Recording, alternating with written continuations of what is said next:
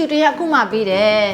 တနေကုန်ရိုက်တဲ့ပြင်အခုနိုင်စင်းမှရိုက်တာအဝတ်စားလည်းမလဲနိုင်တော့ဘူးအိမ်ကိုအမြန်ပြန်ပြီးတော့အိတ်ချင်နေပြီအရန်ကိုပင်ပန်းပြီးနားချင်နေပြီ Revival Rose 5-in-1 ကျဲထဲမှာဆိုရင် Toner Essence Mix Cream Primer Effect စတဲ့အားနည်းတဲ့၅မျိုးလုံးကိုတစုတစည်းတည်းပါဝင်လာမှုအရန်ကိုအဆင်ပြေပါတယ်ရှင်။အားဒီ Revival Rose လေးကို